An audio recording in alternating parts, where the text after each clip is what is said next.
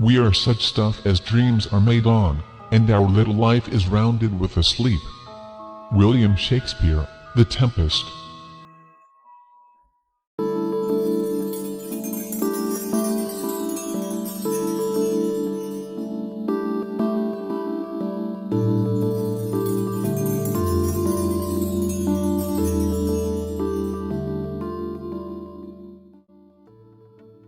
O pivô do verdadeiro poder existe na expressão da inteligência comportamental que flui do coração e é apoiada pela mente.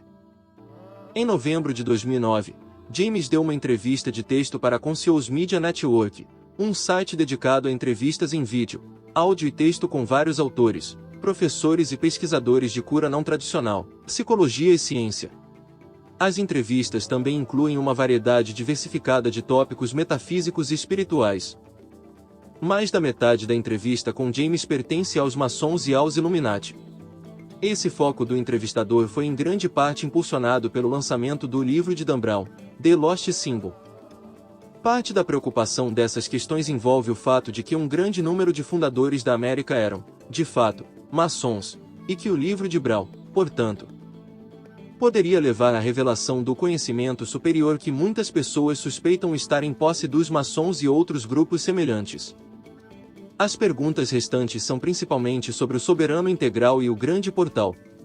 Ao todo, esta entrevista é muito informativa, pois James entra em mais detalhes sobre os maçons e os mal definidos Illuminati.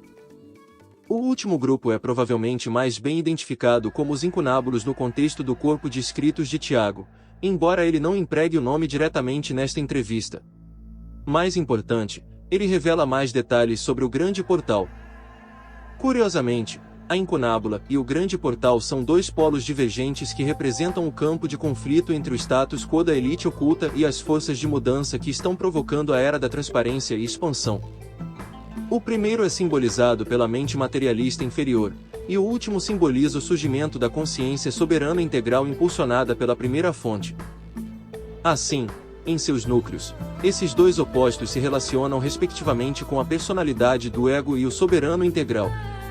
As respostas de James nesta entrevista trazem essas diferenças para uma resolução nítida e vamos colocar nossa atenção nessa dicotomia.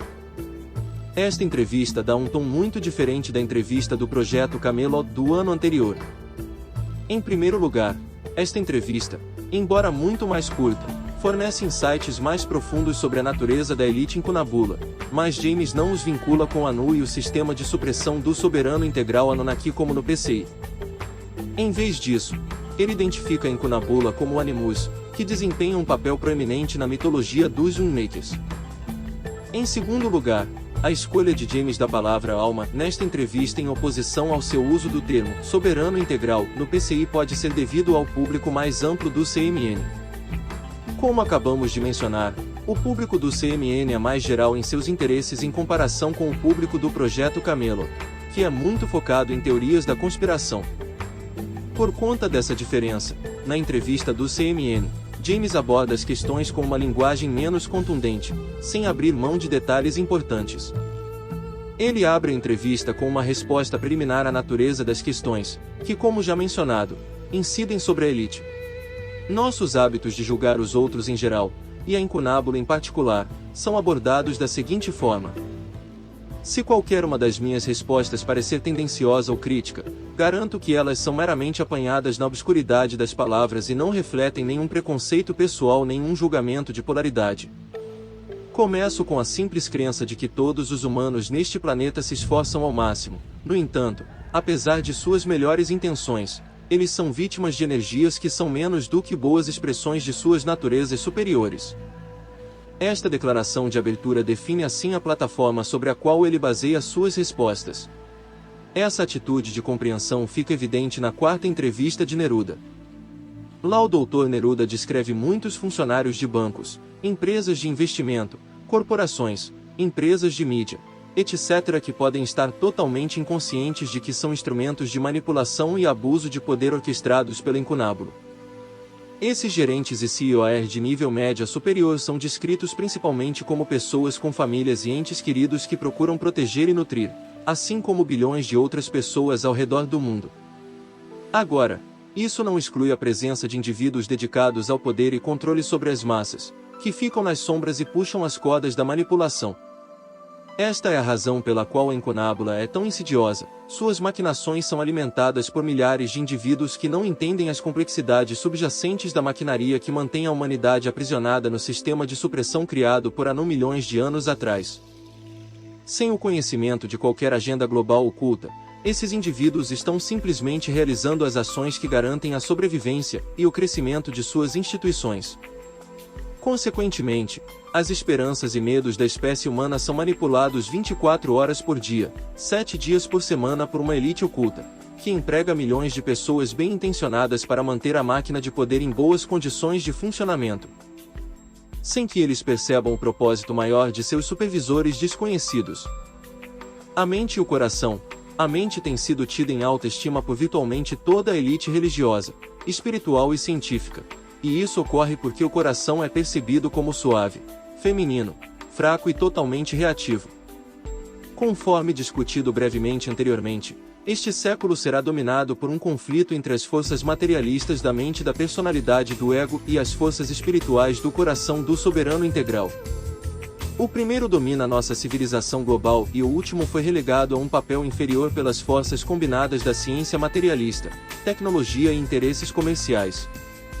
No entanto, como muitos de vocês provavelmente estão cientes, o coração e o lado soberano integral dessa dicotomia está em ascensão na consciência de muitos indivíduos ao redor do mundo. Este é um sinal claro de uma mudança na consciência.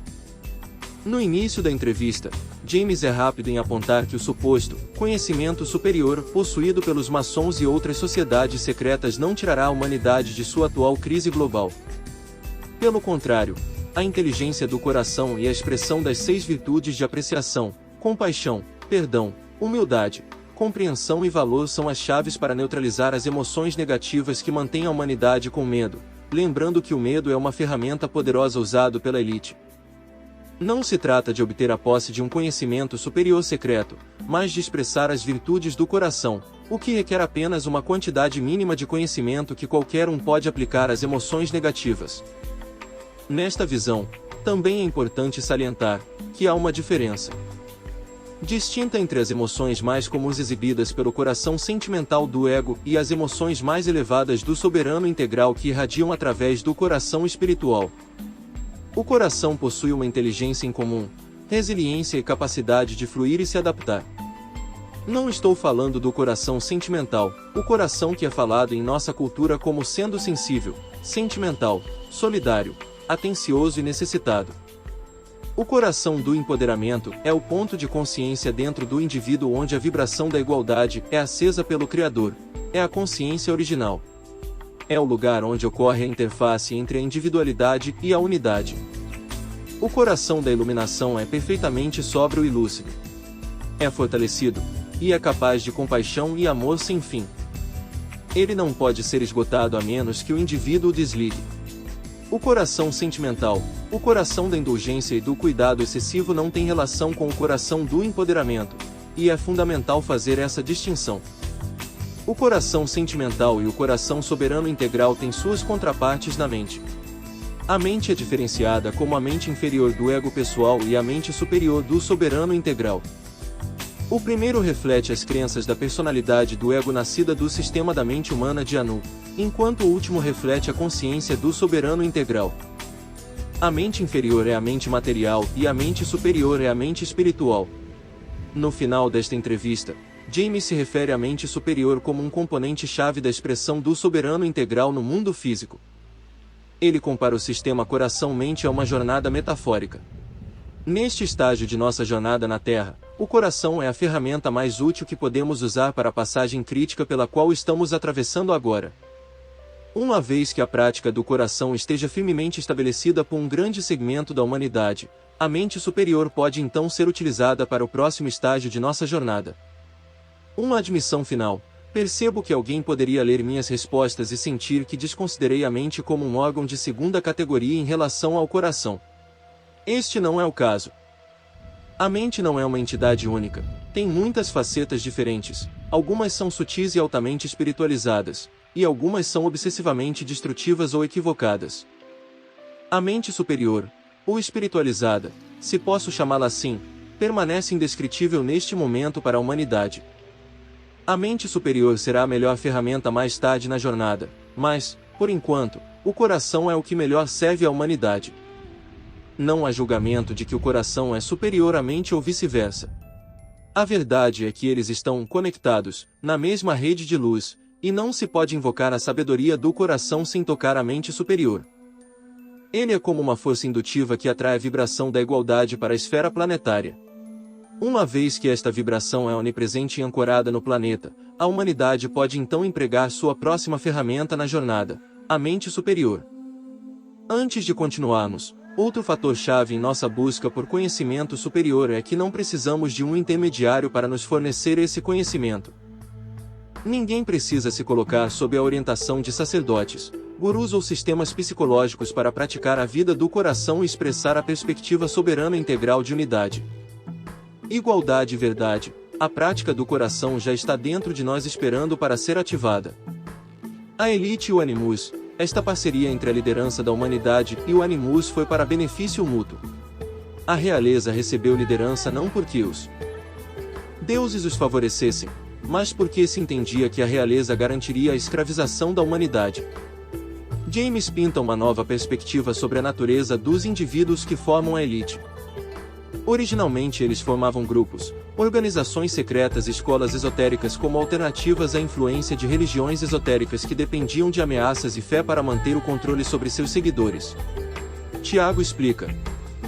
Historicamente, quando as três religiões do mundo dominavam o cenário da espiritualidade, essas organizações forneciam alternativas, ou acréscimos mais esotéricos, ao que estava sendo ensinado nas igrejas, sinagogas e mesquitas ao redor do mundo.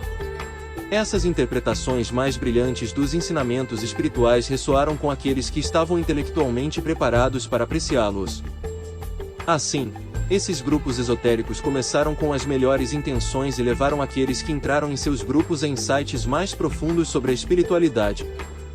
Problemas surgiram nesses grupos ao longo do tempo, no entanto, à medida que seus membros foram infectados com um senso de elitismo.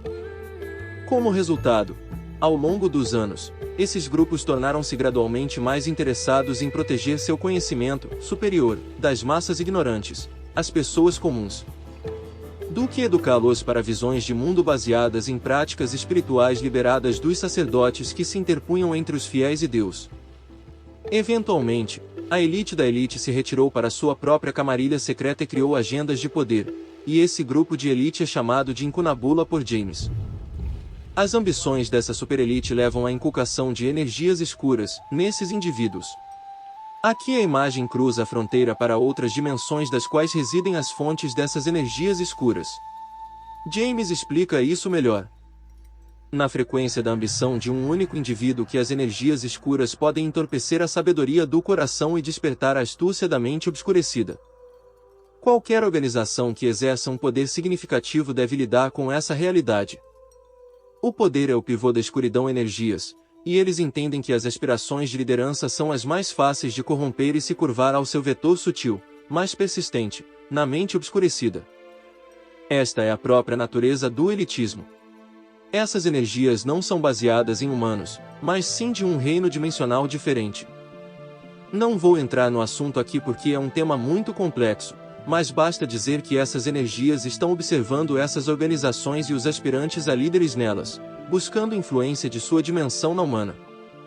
Assim como nas descrições de James das virtudes como sendo conscientes e inteligentes, aqui James descreve essas energias escuras como formas de consciência que compreendem e observam para influenciar aqueles que são infectados com ambições de poder e controle.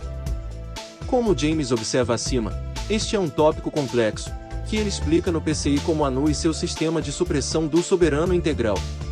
Na entrevista ao CNN, James aborda esse tema na forma do Animus. Os Animus são a expressão mitológica das forças interdimensionais a que me refiro nesta resposta. No vernáculo dos Jungmakers, os Animus são aqueles que se sentiram semideuses e não quiseram vestir o instrumento humano, acreditando em sua criação foi superior. Eles viam a humanidade como fraca e facilmente desviada de um caminho de iluminação, mas sentiam que essa condição oferecia uma oportunidade para escravizar a humanidade sem que a humanidade sequer estivesse ciente dessa escravização. Essas forças, invisíveis aos sentidos humanos, estavam escondidas nos véus de energia que nos cercavam. Os Animus operam no paradigma de que a energia mental é superior à energia emocional. Não é tanto que eles continuem imprimindo essa visão em nosso domínio de consciência, em vez disso, é que eles fizeram tantos milhares de anos atrás e esses paradigmas foram infundidos em nossa consciência tridimensional. Você poderia pensar nisso como um artefato embutido do genoma humano, pelo qual os 5 sentidos alimentam a mente e desenvolvem habilidades de sobrevivência. Na expressão dessas habilidades de sobrevivência, a humanidade se bifurcou em uma classe de elite e uma classe trabalhadora. A classe de elite continha líderes codificados, e esses líderes desenvolveram sistemas de organização para ampliar sua influência. Este extrato um tanto longo esclarece ainda mais a ladeira escorregadia que os grupos e escolas esotéricos originais e bem-intencionados desceram, alguns remontando ao Antigo Egito e à Grécia, e outros que se formaram na Europa renascentista. James continua afirmando que os Animus não estão mais presentes na Terra, mas o poder de sua influência ainda permanece na forma das energias escuras mencionadas anteriormente. Essas energias escuras são baseadas em uma dimensão além do plano físico, e sua influência encontra sua saída naqueles envenenados pela ambição e poder que encarnam como seres humanos no mundo físico. Em muitos casos, esses indivíduos eram monarcas e líderes do passado, bem como aqueles que acumularam vastas riquezas através de seu controle sobre a mineração de ouro, prata e pedras preciosas. Há muito mais detalhes sobre essa parceria Animus-Elite, mas agora vamos voltar nossa atenção para a outra metade dessa dicotomia, os Unmakers. Os Unmakers, Lyricus e o Grande Portal, enquanto a disfunção da ignorância está se dissipando como uma névoa para revelar uma nova luz, será um processo que ocorrerá nos próximos 70 anos. Na terminologia dos Unmakers, essa transformação é chamada de Grande Portal. James descreve os Unmakers em muitos lugares em seu corpo de escritos. No final desta entrevista, ele acrescenta observações adicionais. Como eu disse muitas vezes, os Unmakers são uma humanidade deslocada no tempo operando do outro lado do Grande Portal, se você preferir. Encarnam como humanos porque são humanos. Eles operam neste mundo com vários graus de consciência quanto à sua vida e propósito encarnacionais, mas os Unmakers, tendo sido chamados de centenas de nomes diferentes por diferentes culturas e períodos históricos, continuam sendo os arquitetos da passagem da humanidade para o Grande Portal. Esse é o propósito deles. O Ouroboros, o símbolo da cobra devorando sua própria cauda, é o símbolo esotérico de uma espécie que condiciona os campos do espaço-tempo para guiar suas encarnações anteriores para que evolua para se conhecer como um.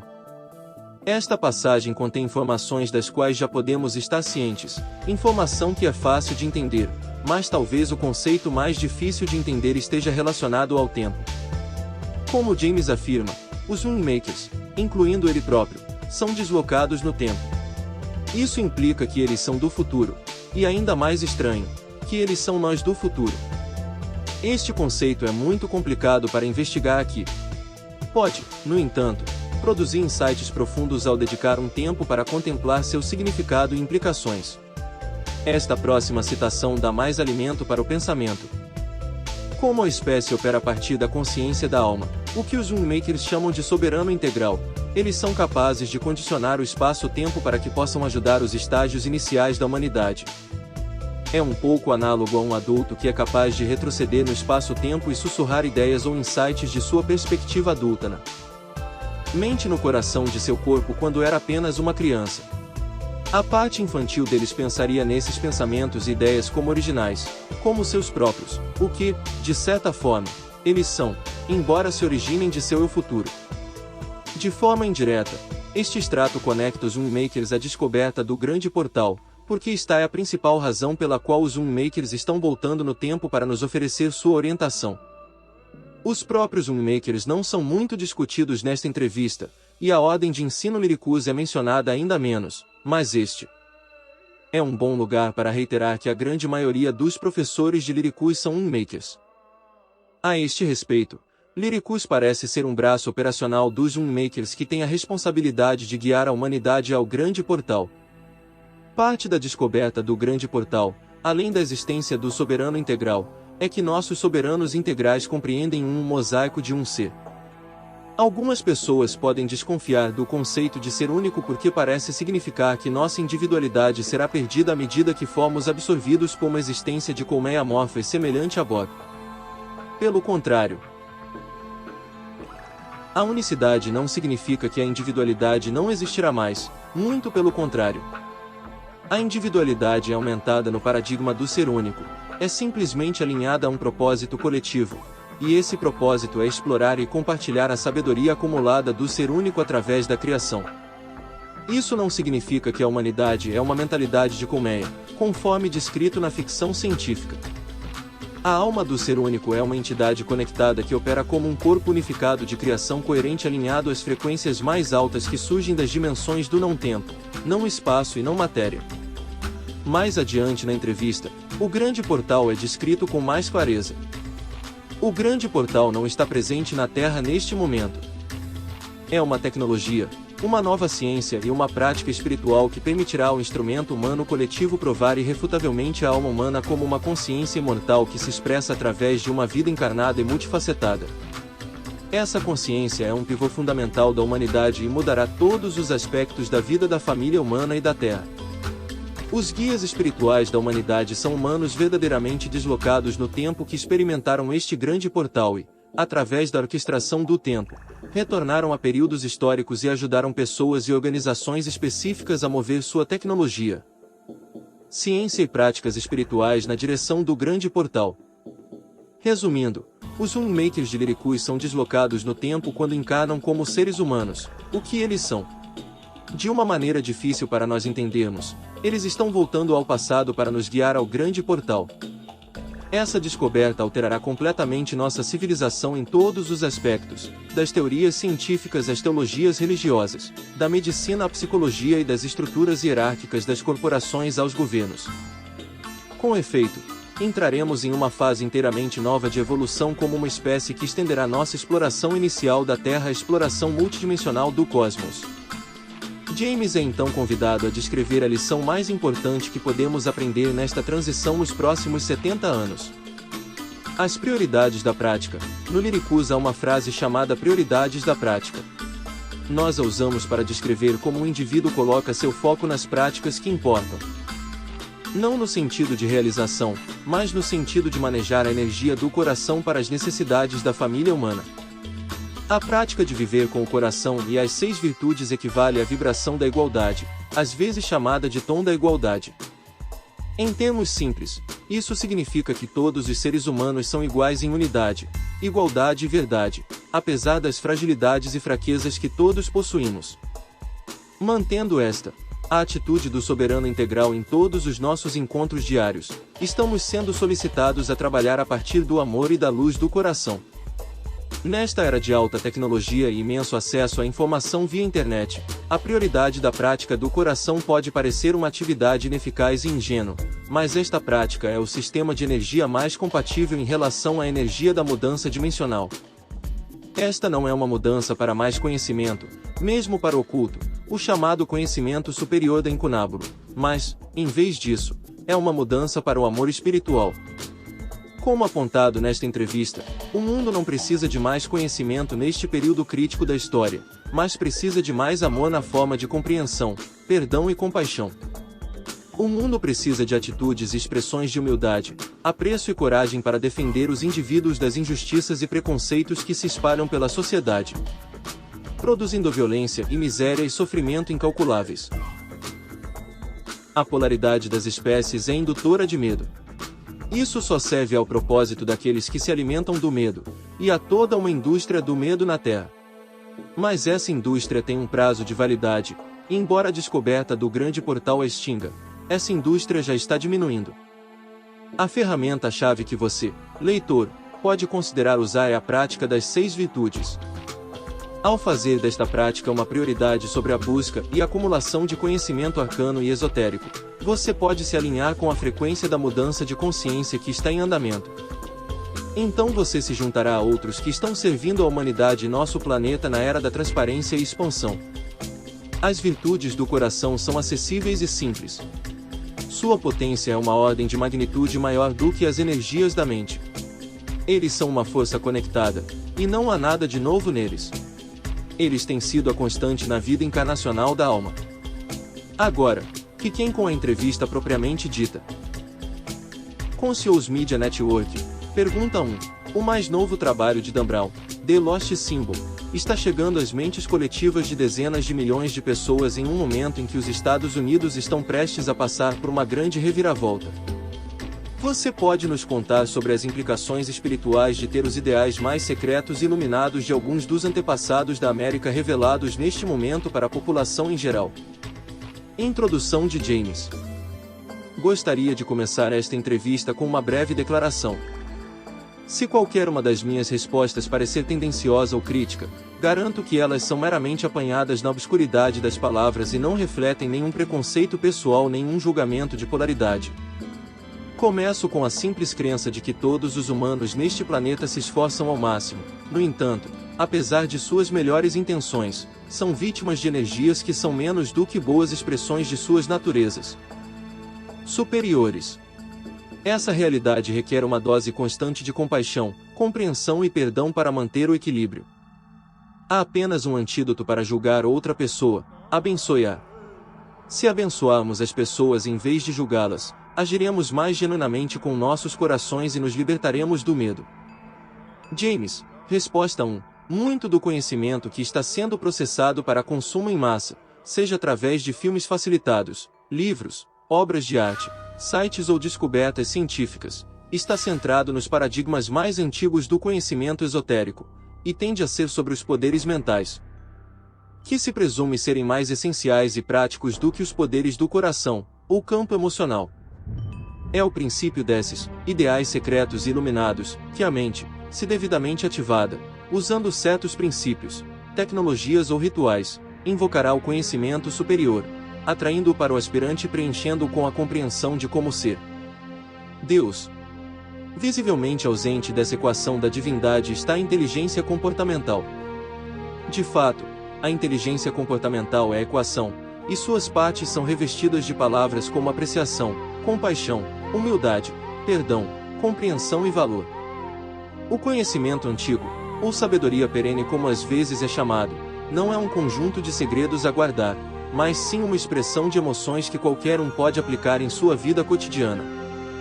Com certeza, essa simplicidade parece muito fácil intelectualmente e muito difícil de praticar comportamentalmente, ou assim se acredita. O pivô do verdadeiro poder existe na expressão da inteligência comportamental que flui do coração e é sustentada pela mente.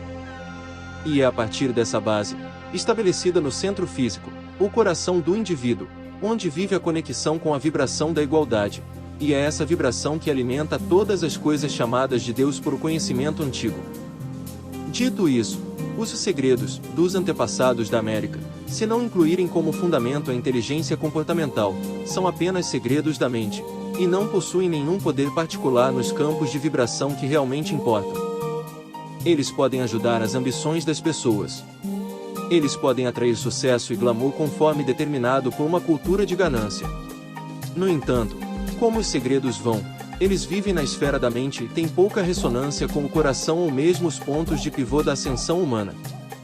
O que muitas vezes é chamado de caminho para a iluminação, é um machupa arcano de rituais, cerimônias, mantras e outras armadilhas externas que predispõem o praticante a receber o conhecimento superior da iluminação. Mas o conhecimento superior não está contido no conhecimento, está contido nas expressões das virtudes superiores do coração e, para expressar essas virtudes independentemente das condições externas, requer prática, vigilância, perdão e um coração aberto. Vulnerável, simples e consciente de si mesmo como verdadeira sede da consciência. Este é o anticonhecimento, que é a liberação do arcano e o desaprender do aprendido. É a expressão das virtudes simples do coração, em vez da propensão da mente para buscar as minúcias do esotérico. A mente é o resultado da personalidade do ego, e no contexto cultural da vida moderna, é magneticamente atraída pelos estados de glamour, sucesso, popularidade e poder. A mente, como arraigado em nosso mundo tridimensional, é fenomenal, o que quer dizer que precisa haver a regra de causa e efeito. Em outras palavras, a mente olha para a vida e pensa: se eu fizer isso, minhas ações levam a isso. Assim, a elite encontrou métodos para obter certos efeitos de certas causas, que levam a um senso de criação, um senso de poder, um senso de soberania. Presume-se que esse conhecimento seja retido do homem pela elite, como se fosse muito perigoso nas mãos da pessoa comum que pode não ter controle de suas ações. Isso não quer dizer que os antepassados da América estivessem centrados exclusivamente no reino da mente, mas era, e é, o paradigma dominante do conhecimento esotérico.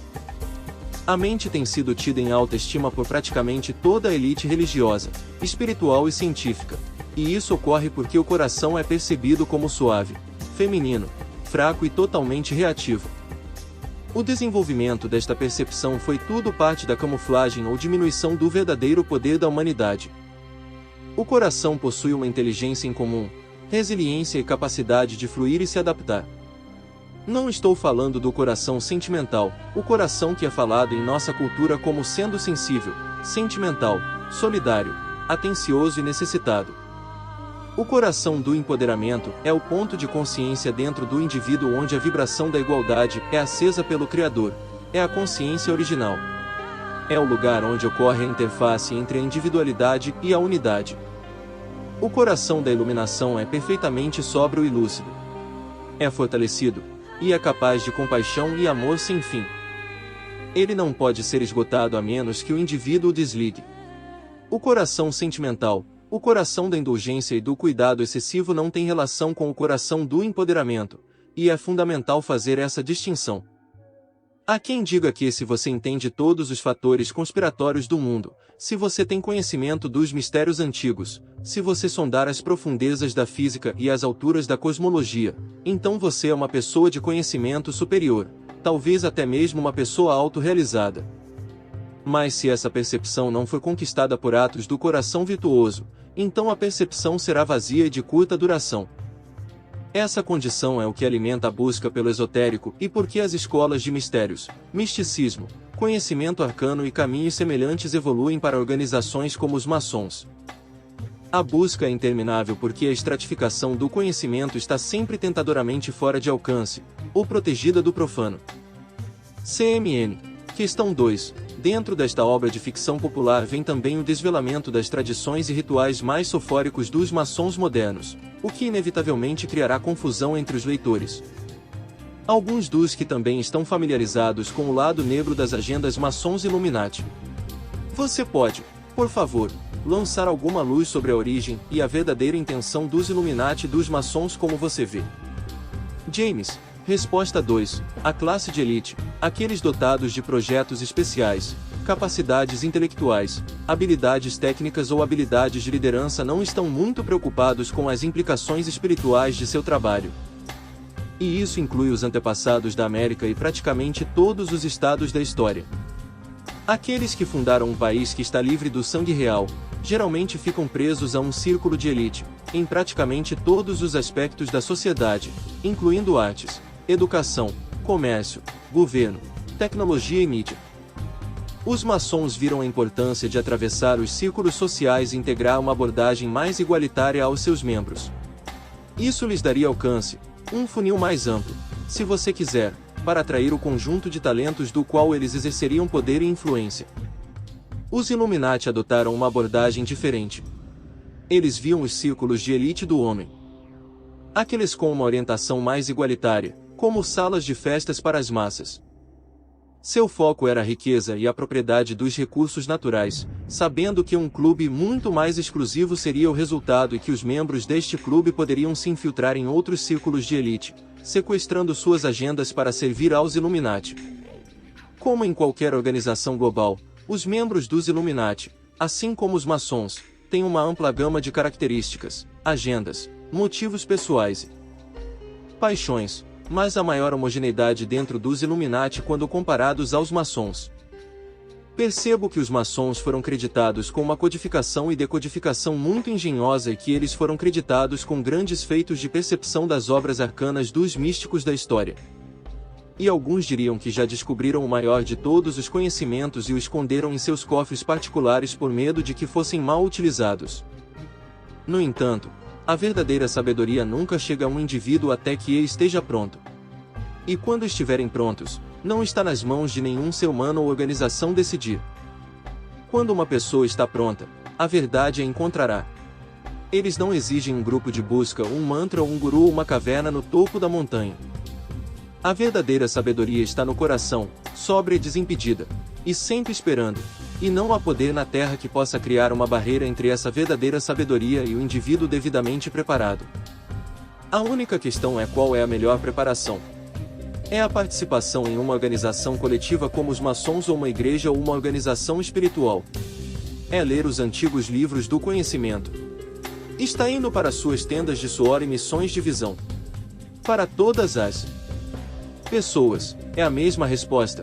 Quando você se entrega com autêntica rendição e ouve o empoderamento de seu coração expressando as virtudes de seu coração, seus preparativos estão em andamento, e tudo mais simplesmente fornece textura, equilíbrio, desafio e contexto. Assim, os maçons e os Illuminati começaram com diferentes áreas de foco. Percebo que estou simplificando as raízes dessas organizações em um grau muito elementar, mas é impossível pintar essas organizações com uma cor. Eles são multidimensionais em todos os aspectos. O ponto-chave da semelhança é que a elite gosta da companhia uma da outra e vê vantagem nela em relação ao sucesso pessoal e à acumulação de poder. Eles também veem suas agendas como mais coerentes e visionárias do que o homem ou mulher comum, e, portanto, mais importantes para se manifestar. Na manifestação dessas agendas, constroem vínculos e relacionamentos. E essa é a principal razão pela qual esses grupos perduram. Com o tempo, eles se transformam de acordo com os ditames da mudança de costumes e memes, muitos dos quais eles mesmos criaram. Assim, a liderança calibra sua organização com base nas mudanças perceptivas dos tempos de mudança. A verdadeira intenção dessas duas organizações, como você diz, é impossível de definir, e é por esta razão, essas organizações não são formadas por uma mente. Eles são compostos de centenas de mentes, cada uma com sua própria preparação. Historicamente, quando as três religiões do mundo dominavam o cenário da espiritualidade, essas organizações forneciam alternativas, ou acréscimos mais esotéricos, ao que estava sendo ensinado nas igrejas, sinagogas e mesquitas ao redor do mundo. Essas interpretações mais brilhantes dos ensinamentos espirituais ressoaram com aqueles que estavam intelectualmente preparados para apreciá-los. Assim, uma de suas intenções era fornecer uma alternativa à abordagem mais dogmática das religiões dominantes do mundo. Eles eram um porto para alguns dos ensinamentos mais esotéricos que haviam sido codificados na sabedoria perene, o conhecimento antigo, e eles não queriam intermediários religiosos. Era uma forma de desintermediação, ou desvio espiritual, entre o homem e o que era percebido como verdade, ou divindade. As religiões da Terra não queriam que circulasse a ideia de que os humanos pudessem aspirar à divindade, apesar de seus fundadores falarem dessa realidade para seus seguidores. Uma das infelizes realidades dessas organizações, à medida que evoluem e se tornam influentes, é que elas atraem novas energias, e dessas novas energias surgem novas direções. Assim, embora se possa dizer que a trajetória inicial dessas organizações foi centrada no conhecimento esotérico e antigo, elas foram cada vez mais infectadas com as energias inferiores dos fenômenos psíquicos e da mente inferior. Com o tempo, essas energias criaram novas obsessões dentro da liderança para segmentar ainda mais suas organizações para que a elite da elite pudesse conduzir diferentes agendas sem ser detectada. CMN. Questão 3. Parece óbvio que houve uma corrupção dessas intenções ao longo do tempo, onde o dinheiro e o controle entraram nas tradições. Que forças estavam e estão trabalhando dentro dessas organizações secretas tentando corromper os ideais mais elevados de muitos que desejam se tornar seres mais completos e despertos? Eu acredito que você se refere a eles como Animus. Então sinta-se à vontade para usar esta terminologia por uma questão de consistência. James. Resposta 3. Eu insinuei essa corrupção na minha última resposta.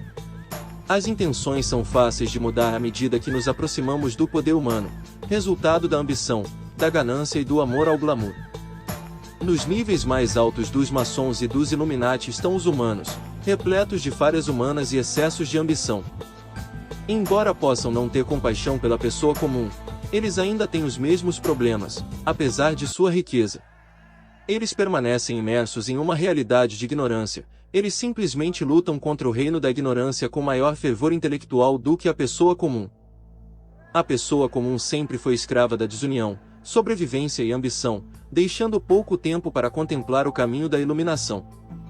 Os caminhos que foram dados a ele e a ela para alcançar essa iluminação foram diluídos pelos interesses concorrentes de líderes religiosos que estavam mais interessados na retenção de seus seguidores do que em sua libertação e autossuficiência como estudantes das obras espirituais. Toda organização tem um espectro energético, e dentro desse espectro existem zonas de ressonância que são ativadas por sua liderança para puxar outros para sua organização. Rituais e cerimônias são exemplos dessa zona de ressonância, assim como as atividades de retribuição à comunidade. Todas essas zonas de ressonância são como campos magnéticos que atraem seguidores e fazem a organização crescer. Quando uma organização está em sua infância, geralmente está tentando definir essas zonas de ressonância e estabelecer seu poder de magnetismo, que recruta energicamente membros. A maioria dessas zonas são adotadas de outras tradições ou sistemas anteriores de crença e são modificadas. Os padrões arquetípicos são simplesmente remixados, à medida que essas organizações encontram as zonas de ressonância que atraem os perfis de membros que desejam. Uma certa porcentagem dos novos membros alcançará a liderança e dirá ou fará quase qualquer coisa para conseguir isso, porque a sedução dessas zonas de ressonância pode ser inegável.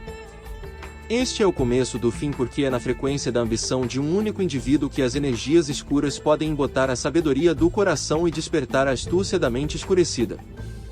Qualquer organização que exerça um poder significativo deve lidar com essa realidade. Não importa se é político, militar, religioso, espiritual, industrial, educacional, científico ou artístico.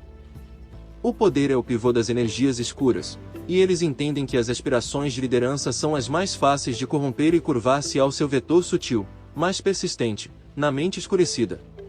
Essa é a própria natureza do elitismo. Essas energias não são baseadas em humanos, mas sim de um reino dimensional diferente.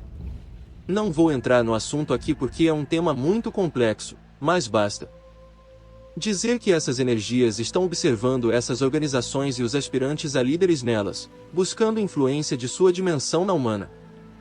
Eles não estão satisfeitos em permitir que a autoridade humana reine desimpedida porque percebem as barreiras dimensionais como porosas, ao contrário da humanidade. O Animus é a expressão mitológica das forças interdimensionais a que me refiro nesta resposta. Os Animus são a raça lendária e mítica, muitas vezes referida em textos religiosos, como os anjos caídos. No vernáculo dos Unmakers, os Animus são aqueles que se sentiam semideuses e não queriam vestir o instrumento humano, acreditando que sua criação era superior. Eles viam a humanidade como fraca e facilmente desviada de um caminho de iluminação, mas sentiam que essa condição oferecia uma oportunidade para escravizar a humanidade sem que a humanidade sequer estivesse ciente dessa escravização. Essas forças, invisíveis aos sentidos humanos, estavam nos véus de energia que nos cercavam. O Animus opera no paradigma de que a energia mental é superior à energia emocional. A mente produz tecnologia, tecnologia produz poder, poder produz supremacia sobre outras formas de vida e supremacia produz facilidade. Assim, a mente produz facilidade. Este é o fluxo muito simples que os Animus usam para estruturar sua visão de mundo e como eles aplicaram ao nosso mundo.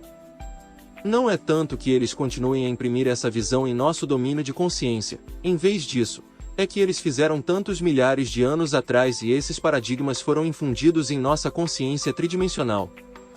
Você poderia pensar nisso como um artefato embutido do genoma humano, pelo qual os 5 sentidos alimentam a mente e desenvolvem habilidades de sobrevivência.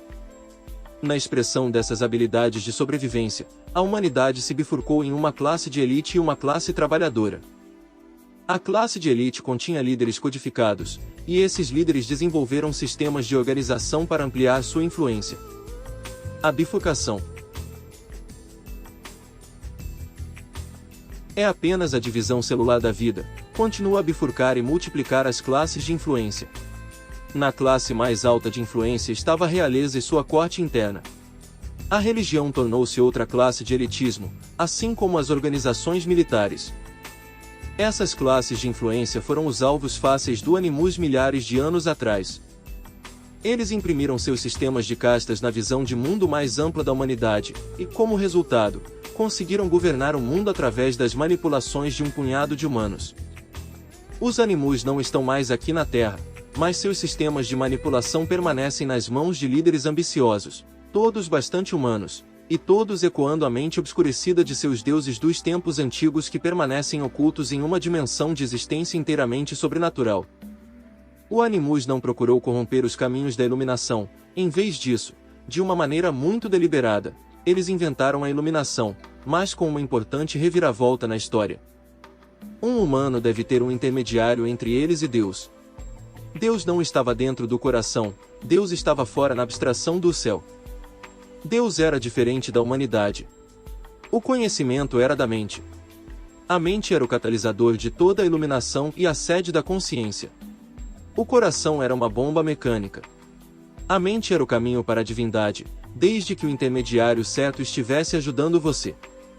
O Animus inventou a imagem de Deus da humanidade.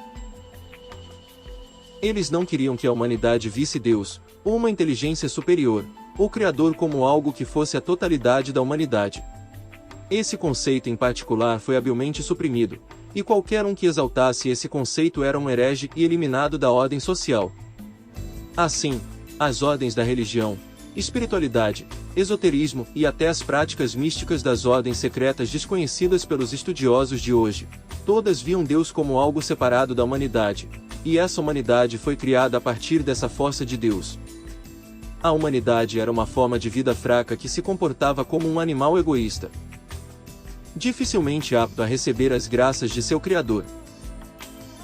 À medida que a humanidade evoluiu e sua cultura começou a expressar essa evolução, permaneceu uma constante: Deus e a humanidade são opostos polares e, ainda assim, pela graça de Deus, a humanidade permaneceu conectada ao seu Pai, o Criador.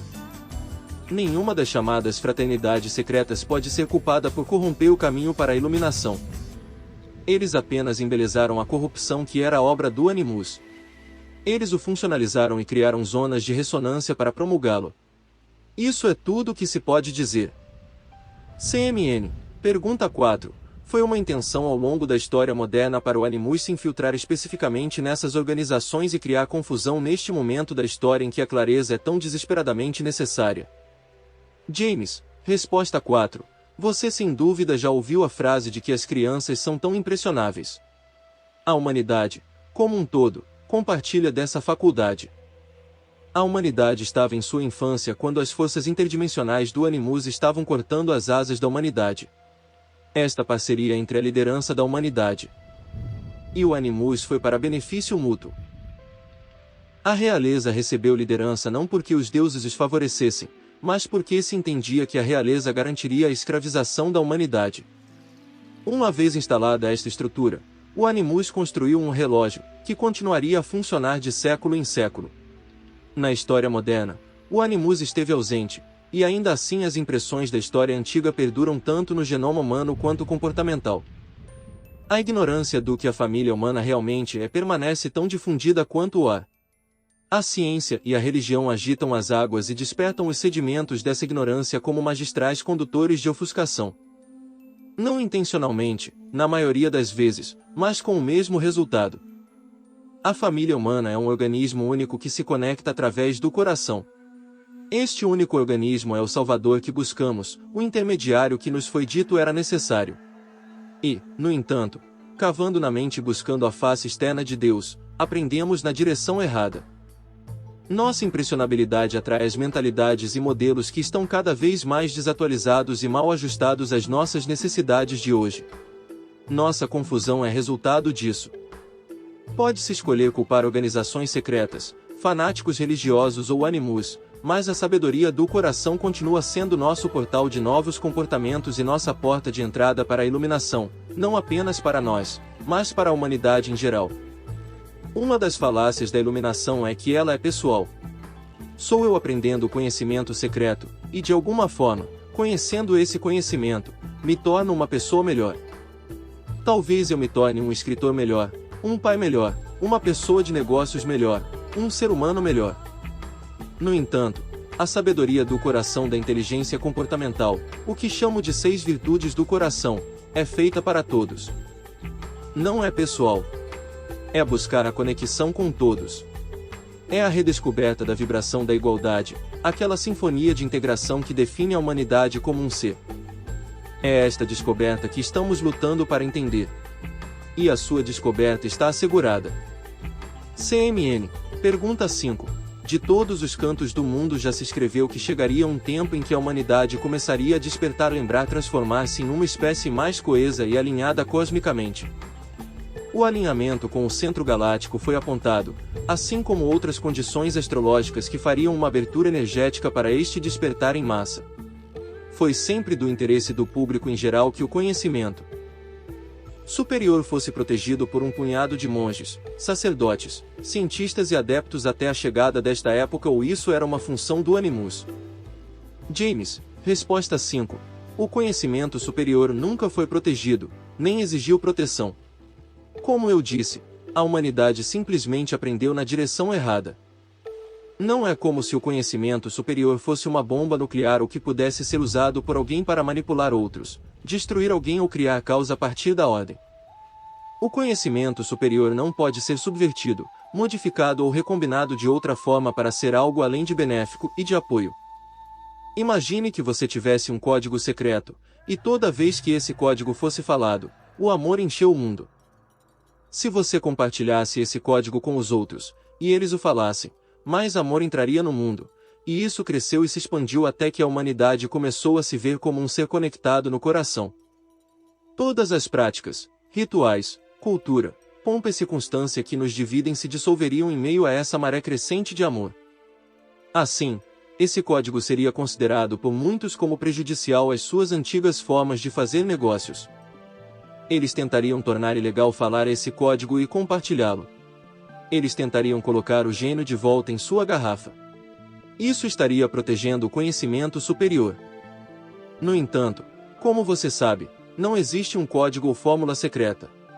O que a elite fez foi desviar nossa atenção na direção errada, e eles deixaram o conhecimento superior intocado, desprotegido e definhando em desuso. Eles modelam uma inteligência comportamental diferente, uma que é alimentada pela mente inferior e pela personalidade do ego. Sim, há conhecimento secreto que é protegido, mas nada disso tem a ver com como aumentar a frequência do amor dentro do instrumento humano para que o indivíduo possa encontrar, compartilhar e se tornar uma entidade viral da vibração da igualdade. E este, até onde sei, é o único conhecimento superior digno de contemplação e prática neste momento da evolução da humanidade. Quanto ao seu comentário sobre um tempo que chegaria em que a humanidade começaria a despertar, lembrar, transformar-se em uma espécie mais coesa e alinhada cosmicamente, o mundo está cheio de esperança e medo, em partes bastante iguais do meu ponto de vista. A esperança é que essa profecia muito anunciada seja verdadeira, e o medo é que ela exija uma manifestação turbulenta. O exemplo de código falado que mencionei anteriormente é uma metáfora dessa transformação, e o código é um código de comportamento. O comportamento é a expressão do coração virtuoso, pois orienta nosso comportamento individual e coletivo. Enquanto a disfunção da ignorância está se dissipando como uma névoa para desvendar uma nova luz, será um processo que ocorrerá nos próximos 70 anos. Na terminologia dos Wingmakers, essa transformação é chamada de grande portal, que é a descoberta irrefutável da alma humana e como essa alma faz parte de um mosaico de um ser. Essa unidade não significa que a individualidade não existirá mais, muito pelo contrário. A individualidade é aumentada no paradigma do ser único, é simplesmente alinhada a um propósito coletivo, e esse propósito é explorar e compartilhar a sabedoria acumulada do ser único através da criação. Isso não significa que a humanidade é uma mentalidade de colmeia, conforme descrito na ficção científica.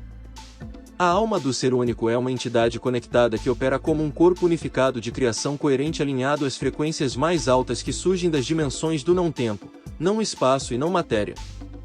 Um indivíduo pode combater essas frequências ou ignorá-las. Uma entidade coletiva não pode. Deve operar em alinhamento com essas energias superiores ou elas trarão o caos, um ambiente que não apoiará a unidade. Em aproximadamente 70 anos, o grande portal será descoberto por uma nova ciência e catapultará a humanidade para um novo relacionamento com o universo. A face da humanidade mudará à medida que incorporar uma definição massivamente expandida de si mesma, e nesta era de redefinição, a humanidade se tornará alinhada e coerente. Essa mudança parecerá ser resultado dessa nova ciência, mas, na verdade, será o resultado de trilhões e trilhões de mudanças comportamentais que a precedem. CMN. Questão 6. Se recuperássemos a intenção dos ideais puros do iluminismo, ou iluministas, isso não nos levaria diretamente à fusão de entendimentos científicos superiores de quântica ou física de partículas fundida com consciência cósmica superior baseada em antigas sabedorias? James. Resposta 6. Você faz uma boa pergunta, e percebo que muitas pessoas têm ensinado que a sabedoria antiga só está sendo verificada pela ciência de hoje, mas o que era considerado conhecimento há 1000 ou 2000 anos, era em muitos muito mais incoerente do que é hoje. O conhecimento do reino espiritual foi misturado com poções, moralidade, alquimia e todo tipo de fenômeno psíquico que você possa imaginar. Muitos desses aspectos foram romantizados na literatura contemporânea, mas a realidade era que quase todos estavam perdidos no labirinto da mente inferior. Certamente houve algumas exceções, mas sua influência foi limitada pela tecnologia e pelas taxas de alfabetização. É perfeitamente compreensível como as pessoas podem ter uma crença afetuosa no conhecimento antigo e acreditar que ele era mais avançado, em nível espiritual, do que o nosso conhecimento contemporâneo, mas isso não é verdade na minha opinião. A alquimia e o misticismo eram companheiros estranhos, mas aqueles que buscavam experiências transformadoras, não por fenômenos ou glamour local, mas por um interesse genuíno em descascar a cebola da verdade, eram mais frequentemente pessoas anônimas, comuns, simples que estavam perto de seus corações sabedoria e escutou-a acima de tudo. Percebo que houve muitos avanços astronômicos em certas culturas e que as tecnologias nas civilizações antigas eram mais avançadas em alguns aspectos do que hoje, mas, novamente, não é minha opinião. Nunca houve um tempo na Terra em que a tecnologia, a consciência científica e espiritual estivessem mais altas do que agora. A confluência de tecnologia, ciência e espiritualidade está se cruzando, e elas eventualmente se unirão quando o coração da humanidade estiver preparado. CMN. Pergunta 7. Em 2005 você escreveu um artigo muito bem articulado sobre o coração energético no qual você fala do Animus, ou daqueles que estão controlando a Terra e seus habitantes. Você afirmou que esses seres não são de origem completamente extraterrestre, mas sim uma combinação de tipos de seres. Você pode explicar melhor? 5 anos se passaram desde que você escreveu isso. O que você está observando hoje da assinatura energética daqueles que ainda estão tentando controlar a humanidade? James. Resposta 7. Realmente não existem seres que ainda estão tentando controlar a humanidade. Como mencionei anteriormente, a liderança do Animus, aqueles que controlavam a humanidade, conseguiram o que desejavam deste planeta e de seu povo, e eles se foram. Aqueles seres que estavam alinhados com o Animus, que permanecem, não são extraterrestres, eles são extradimensionais no sentido de que não se manifestam comumente em nosso espaço-tempo. Mas têm uma consciência parcial de nossa raça e planeta e nessa consciência há um envolvimento. A raça humana é geradora de imensa energia e há entidades em outros espaços-tempos que desejam empregar essa energia. A energia a que me refiro é eletromagnética e é um produto de nossas emoções e, em um grau muito menor, de nossos pensamentos. Essas entidades não estão tentando controlar a humanidade tanto quanto usam a energia emocional da humanidade para seu próprio propósito. Não são eles que orquestram guerras ou calamidades emocionais. Os seres humanos são bastante capazes de fazer isso por conta própria. De muitas maneiras, essas entidades são o equivalente a peixes-piloto que se prendem a um tubarão, alimentando-se dos restos de comida que o tubarão ignora. Em casos extremos, eles podem se apegar a pessoas e até organizações que vivem nos dramas profundos de turbulência e turbulência emocional. Mas como eu disse, isso não é o mesmo que controlar a humanidade, é mais uma relação parasitária. CMN. Pergunta 8. Gostaria de voltar aos pais fundadores da América. É justo dizer que a América foi um desenvolvimento significativo na história espiritual deste planeta. Tiago, resposta 8. Para não colocar um ponto muito fino, não tenho certeza se a história espiritual da Terra já foi escrita. Pode-se dizer que a Terra suportou uma incrível variedade de vida, mas ainda é um planeta tridimensional, preparando-se para um caminho de ascensão nas frequências mais rarefeitas do multiverso. Dito isso, entendo a base da sua pergunta. As energias espirituais que foram nutridas na América em sua formação, na forma de liberdade de culto, foram significativas e ajudaram a estabelecer mais abertura para caminhos alternativos e mais, nós, o povo, em termos de prática religiosa. CMN. Pergunta 9. Sabemos que certos seres, como os Vinmakers, encarnam em momentos cruciais da história do nosso mundo e também de outros mundos. Também é justo dizer que os seres que encarnaram nos papéis de primeiros líderes da América também eram de natureza poderosa, o tipo de seres que apareceram em todos os pontos históricos de mudança do planeta: Lemúria, Atlantia, Atlântida, Egito, Europa renascentista, e diretamente para os tempos em que vivemos hoje. Qual é o papel deles? James, resposta 9. Primeiramente, é importante entender que uma entidade pode encarnar no papel de George Washington, por exemplo, e viver a vida como um humilde servo em outra encarnação. A vida encarnacional, quando avaliada ao longo de dezenas ou centenas de vidas, é uma composição de muitos ângulos da experiência humana. Não é que a alma de George Washington seja mais poderosa ou superior à próxima. O termo alma velha é um exemplo dessa falácia em perspectiva. Não existe alma velha ou, aliás, jovem. A alma não é uma entidade do espaço-tempo. Não é condicionado pelo tempo. A alma não melhora com a idade mais do que degenera com a idade. A alma é uma constante em si mesma, no entanto, quando a alma veste o recipiente da mente, emoções e corpo físico, ela se torna um sujeito do espaço-tempo, mas apenas na visão de uma única vida. A alma possui uma vida de encarnação, que é o composto de suas encarnações no espaço-tempo, e esta vida de encarnação é considerada uma escola para alguns e uma prisão para outros. Do ponto de vista dos Winmakers, a alma humana possui uma vida encarnada para experimentar a criação em um processo direto de causa e efeito. O espaço-tempo é o meio no qual essa criação pode ocorrer, e a vida encarnacional é a única maneira de submergir no meio e criar. O estado nativo da alma é o alinhamento com a superalma, o composto de todas as almas, e esse alinhamento torna a criação, em nível individual, impossível.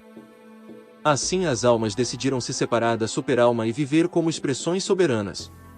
Lembre-se de que a alma é energia, não uma substância física ou etérea. É uma forma de energia desconhecida neste mundo, e portanto, usa o termo energia, em um novo contexto.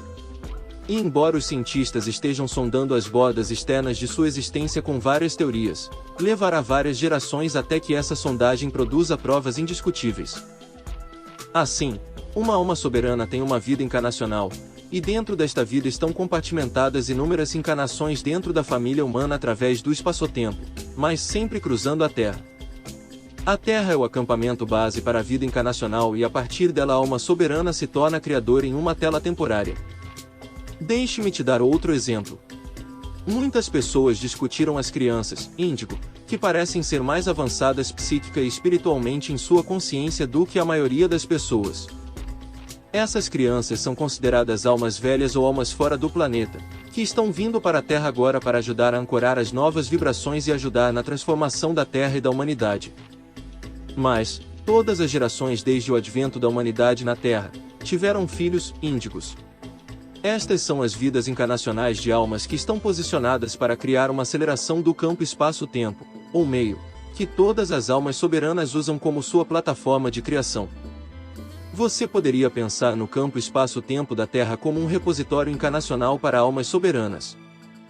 Se você pudesse fatiar a história da humanidade nos últimos 100.000 anos, veria acelerações ocorrendo em diferentes dimensões, por exemplo, agricultura, ciência, lazer, tecnologia, arte, espiritualidade, etc. À medida que se segue um ciclo de dificuldades ou confusão, esses ciclos são mais reveladores do que os surtos. E os ciclos que se seguiram à família humana foram atenuados por um crescimento insignificante na inteligência comportamental. Isso está prestes a mudar porque estamos nos movendo para uma nova aceleração do nosso meio espaço-tempo, e está centrado no campo do coração. E mais pessoas estão despertando para isso simplesmente observando o que acontece quando aplicam a sabedoria de seus corações para a sua vida cotidiana. CMN, pergunta 10. O que você percebe como a lição mais importante para a humanidade neste momento de nossa transição? Tiago, resposta 10. Em uma palavra, prática. A prática da arte de viver com o coração e expressar as 6 virtudes do coração de apreciação, compaixão, perdão, humildade, compreensão e valor são expressões-chave da mais alta frequência neste planeta, a vibração da igualdade. Quando as pessoas estão apaixonadas por leis espirituais complexas, pelos sistemas de manifestação, pela exploração da cosmologia ou pela observância de rituais e cerimônias, elas podem encher suas mentes de informações, mas perguntem-se: como esta informação está me levando à expressão de minhas virtudes do coração? Aqui está um hipotético para sua consideração. Imagine se houvesse um texto não divulgado de uma fonte confiável que 100 pessoas lessem. O texto estava focado em uma premissa simples: a água é um meio especial que se adapta à sua radiação emocional. Se você irradiar e infundir água com gratidão e amor, ela transmitirá uma dose potente de bem-estar e aumentará sua imunidade. Das 100 pessoas que leem este texto, 50 a considerarão uma hipótese razoável, desde que suas fontes sejam críveis e científicas. Dessas 50 pessoas, 25 tentarão uma ou duas vezes. Destes 25, 10 persistirão na prática por um período de 1 a 14 dias. Destes 10, 5 persistirão na prática por um período superior a 14 dias. Destes 5, 2 vão experimentar e criar práticas que são uma criação própria. Neste exemplo hipotético, apenas 2% dos leitores realmente aplicaram a informação de forma persistente e criaram algo com ela, neste caso, uma técnica para infundir água com propriedades curativas. Por que os outros 98 leitores ignoraram a informação e optaram por não colocá-la em prática e criaram uma técnica baseada na informação? Em muitos casos é porque eles passaram para a próxima coisa. Eles encontraram novas informações para ocupar suas mentes. São como abelhas polinizando um campo de ideias, onde o construto do novo é rei. As virtudes do coração são acessíveis e simples. Sua potência é uma ordem de magnitude maior do que as energias da mente. Eles são uma força conectada, e não há nada de novo neles. Eles têm sido a constante na vida encarnacional da alma. Em Lyricus, há uma frase chamada Priorities of Practice. Nós a usamos para descrever como os indivíduos colocam seu foco nas práticas que importam, não no sentido de realização, mas no sentido de manejar a energia do coração para as necessidades da família humana. Fomos ensinados pela ordem social que o que não podemos curar, devemos suportar. E a lista do que é incurável parece crescer a cada dia que passa, e não estou falando de condições médicas. Estou falando sobre os erros de nossa liderança global, o egoísmo dos negócios e as falsidades que são divulgadas pela mídia, para citar apenas alguns. Qualquer um que esteja conectado ao estado do nosso mundo percebe o incurável, em todos os lugares para onde se volta, e a apatia resultante ou a autoindulgência da distração tornou-se nosso gesto de resistência. Se alguém puder estabelecer as prioridades da prática e fazer essa mudança para a sabedoria de seu coração, encontre a vibração da igualdade dentro deles e irradie essa vibração através das virtudes do coração. Eles compartilharam uma cura, eles fizeram mais do que simplesmente suportar. Escrevi extensivamente sobre como se pode praticar as virtudes do coração e esses EPUBs são gratuitos e estão disponíveis em. Você pode estar se perguntando, qual é a vibração da igualdade? Como reconheço? Por que isso é tão importante? Mas descobrir as respostas faz parte da prática, eles são descobertos como resultado de sua prática. Sua ressonância inicial com a ideia, a própria abstração, é tudo o que é necessário para determinar se você é atraído pela sensação da prática. Nem todo mundo passou pela busca de conhecimento arcano por tempo suficiente, duro o suficiente, para tê-los achado insatisfatórios. E isso geralmente é um pré-requisito para mudar para a sabedoria do coração e expressá-la. CMN. Questão 11. Encorajo as pessoas a lerem seu trabalho e ouvirem seus arquivos de áudio. Neles você fala de um grande portal que será conhecido por todos em cerca de 75 a 80 anos. É do meu entendimento que a grande maioria dos seres na Terra, que agora são pessoas, originalmente vieram através deste mesmo portal ao chegar a esta dimensão da Terra. Se houver uma ressonância com isso, você se importaria de comentar? Se não, vou atacar esta pergunta. James, resposta 11. O grande portal não está presente na Terra neste momento. É uma tecnologia, uma nova ciência e uma prática espiritual que permitirá ao instrumento humano coletivo provar irrefutavelmente a alma humana como uma consciência imortal que se expressa através de uma vida encarnada e multifacetada. Essa consciência é um pivô fundamental da humanidade e mudará todos os aspectos da vida da família humana e da Terra. Os guias espirituais da humanidade são humanos verdadeiramente deslocados no tempo que experimentaram este grande portal e, através da orquestração do tempo, retornaram a períodos históricos e ajudaram pessoas e organizações específicas a mover sua tecnologia, ciência e práticas espirituais na direção do grande portal. É uma longa jornada para uma espécie encarnar em um planeta e evoluir nesse planeta na medida em que está ciente da vibração da igualdade, não apenas em um punhado de seus líderes espirituais, mas em toda a espécie. Este processo é o que aqueles que vivem do coração estão se alinhando. Eles estão manifestando esta visão. Como a espécie opera a partir da consciência da alma, o que os Unmakers chamam de soberano integral, eles são capazes de condicionar o espaço-tempo para que possam ajudar os estágios iniciais da humanidade. É um pouco análogo a um adulto que é capaz de retroceder no espaço-tempo e sussurrar ideias ou insights de sua perspectiva adulta na mente e no coração de seu corpo quando era apenas uma criança. A parte infantil deles pensaria nesses pensamentos e ideias como originais, como seus próprios, o que, de certa forma, eles são, embora se originem de seu eu futuro. Como eu disse muitas vezes, os Unmakers são uma humanidade deslocada no tempo operando do outro lado do grande portal, se você preferir. Encarnam como humanos porque são humanos. Eles operam neste mundo com vários graus de consciência quanto a sua vida e propósito encarnacionais, mas os Unmakers, tendo sido chamados de centenas de nomes diferentes por diferentes culturas e períodos históricos, continuam sendo os arquitetos da passagem da humanidade para o grande portal. Esse é o propósito deles. O Ouroboros, o símbolo da cobra devorando sua própria cauda, é o símbolo esotérico de uma espécie que condiciona os campos do espaço-tempo para guiar suas encarnações anteriores para que evolua para se conhecer como um. A humanidade possui autossuficiência. Não são necessários 100 irmãos ETs diferentes para resolver seus problemas criados por ignorância ou ambição. Ele retorna a si mesmo para corrigir o curso e conduzir-se, como um coletivo, ao precipício do grande portal, e então permite que a confluência da tecnologia, ciência e prática espiritual prove a todos que o que existe sob o exterior deste mundo que chamamos de instrumento humano é apenas um fino verniz de nossa individualidade total. E todos têm a oportunidade de experimentar isso enquanto encarnados em um instrumento humano. A humanidade encontraria o grande portal sem seus eus futuros apontando o caminho. Não. Isso significa que a humanidade é frágil e fraca. Não. O mundo tridimensional foi cuidadosamente construído para tornar essa realização impossível para uma espécie, sem a ajuda de seus futuros eus. Este é um processo projetado. Isso não significa que a humanidade não receba ajuda externa de outras agências não humanas. Significa simplesmente que as distinções entre fontes humanas e outras se confundem à luz do grande portal, e como se diferencia é um fator de quão profundamente se percebe o que a definição de humano significa.